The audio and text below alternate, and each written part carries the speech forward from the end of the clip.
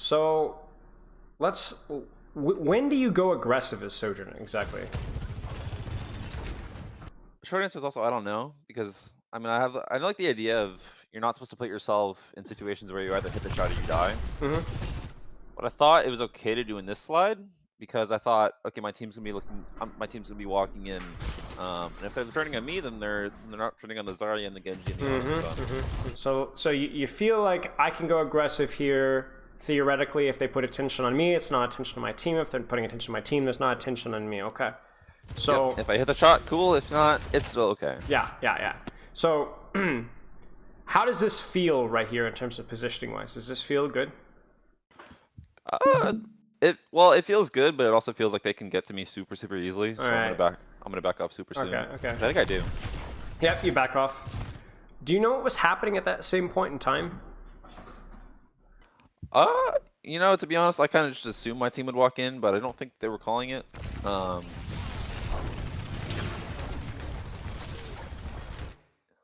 you kind of antsy, and then I think you walked in again soon, right?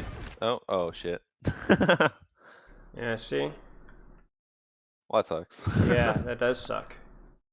Now here's the other thing as well. If we break this down even further, if you're going to go in aggressive, what is this going to... I want you to look at what you do right here. We're going to be very meticulous about this first fight because it's going to be kind of the framework of how we look at all the fights afterwards. What do you think about that E? Sure. What do you think about that E? Probably not great. Is it bad? No, I think it's just like annoying for them. I mean, you to be frank, you missed it. You missed it, but you intended it to be like here, right? Yeah. Which would have been okay.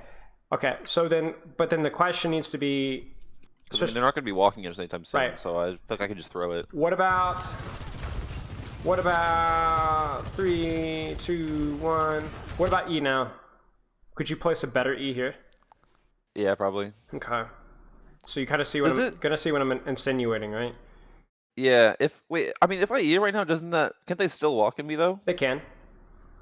Okay. They can. But if you put, where would you put your E here? Right where the Lucia's standing, probably. Yep, right where the Lucia's standing. So what would that mean for the Lucia? What would that mean for the Genji that wants to go on you? It means it's harder for them to walk on me. What about the Zarya? Also harder for her to walk through. Even if, let's say that your team was pushing in and they flat out ignored you. They didn't even see you. So you took this angle here and you timed it better so that they were not looking at you. What could you do with your E? Put it behind them so it's just easier for us to walk. Yeah. When you go in an aggressive position, your disruptor shot serves two purposes. You either put yourself in a more aggressive position so that you can see the better spot to put it, right here, or you use it as a defensive peel tool. Do you kind of see what I'm saying? To discourage people from pushing you out of that aggressive position. So there's a dichotomy there, and you get to pick. But the problem here is not only was your timing bad, but you didn't have your most important cooldown that allows you to either get value out of it more or punish people that might punish you in that position. Now, I will say this. There's one other cooldown that's really important here. Now, and it's not shift. Now, we talk about how you want to try and take aggressive positions without shift and then use shift to disengage.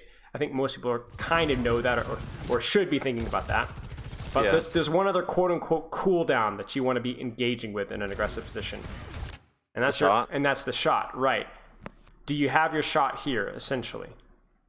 Basically, yeah. Basically, yeah. Why is having a shot in an aggressive position important? It gives me threat.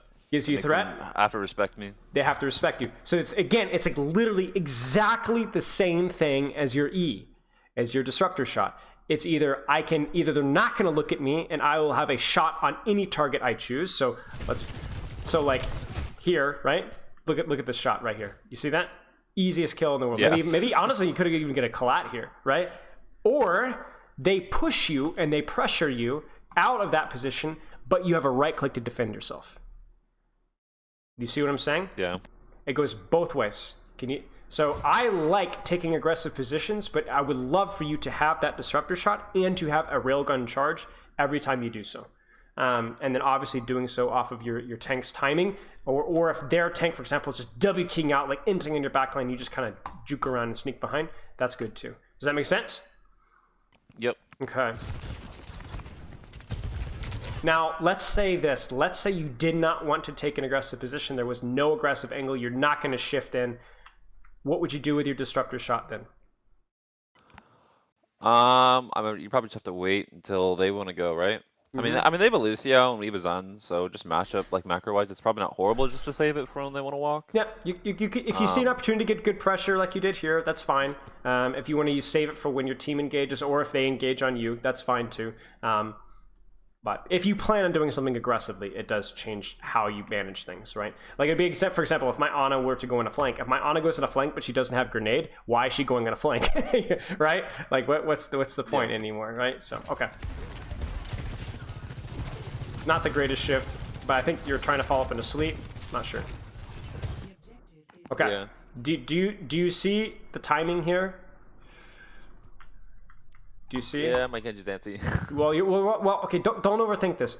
Compare it to last aggressive engage.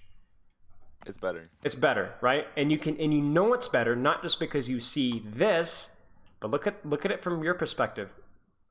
Do you see how they're not looking at you right now? Why? Yep, they're backing up. They're not looking at. Why? Because they're looking at the top. Right. So you get immediate positive reinforcement for timing this better because guess what? It works out better. Right? They're not looking at you. Shocker. And here's your E. Look at that. And here's your shot. Did I miss? You don't take the shot. You don't take the shot. You should have taken the shot. Okay. But look at your disruptor shot. Max value. Ana damage. Sojourn's now completely out of the fight. And you had an opportunity there to get a railgun, but you didn't take it. You took too long to charge up. But this was really quite. This was good. This was in theory good. You see? Yeah. All right. Okay.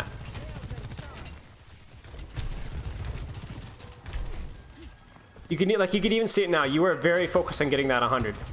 You need that 100. Like right now, 80. Like this has been a one shot for like the last 3 seconds if you just use it. Like you could be aiming for that Ana or that Lucio right here. So you see that and you're like, there's an opportunity there. Like you literally at this point you are now no longer a Sojourn. You are now a Widowmaker, and you need to be treating it like such. Way too much time shooting not only a tank now, but charging up a shot that's already at 100. Those cycles need to be happening way faster. What do you think about this E? Good idea, but went a little far. Went a little far, right? Placement needs to be right here, right? But I think timing. What do you think about timing wise? I think it could have been like a little bit earlier, but other than that, I thought it was good. Yeah, I agree. I think this is like bad execution, but really, in theory, a really nice E. And actually it ends up working out nicely too. Okay, so you are at 71 charge. What should you be doing right now? Probably should look for a pick. Yeah, you should look for a pick. Now you're not going to get a kill with a headshot here, but you are at a charge to where if you hold this angle here and that Ana or Lucio walk forward, if you hit like 2 shots in them, right, 2 or 3 body shots, you're not only gonna damage them, but you're gonna be at a charge to where you can then one shot them immediately afterwards. Do you see what I'm saying? Yeah. So your whole mindset here is like, I am almost charged. Here comes the one shot, but instead you give up your positioning. You do honestly just a really not super impactful E. You're now shooting tank, feeding charge. Now you're 100, but the window to get a squishy is now gone. You see it? Yeah. Okay. Again, no. Not going to be that guy. But you're at 85. You can now one-shot a squishy. This Reaper could die. But you're too busy one-shotting a Zarya. Now, I get it. If the Zarya is the only target that you can see or is low charge or is discorded, sure. But no.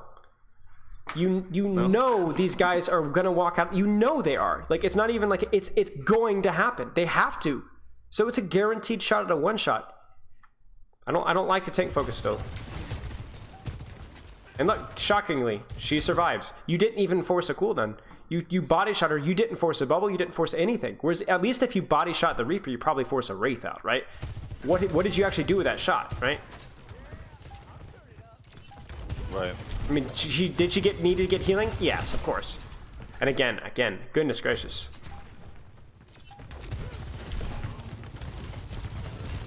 73 charge. You body shot a Zarya. Earth shattering. You headshot her? Yeah. All right, now headshot a squishy instead, and then you can talk trash. Okay. I mean, unironically, headshotting a tank is less impactful than body shotting a squishy. I'd probably say 60% of the time. I'm not gonna say all the time, but I would say it's actually like the fact that we even have to think about what's useful headshotting a tank or body shotting a squishy should tell you that you should be body shotting squishies more often.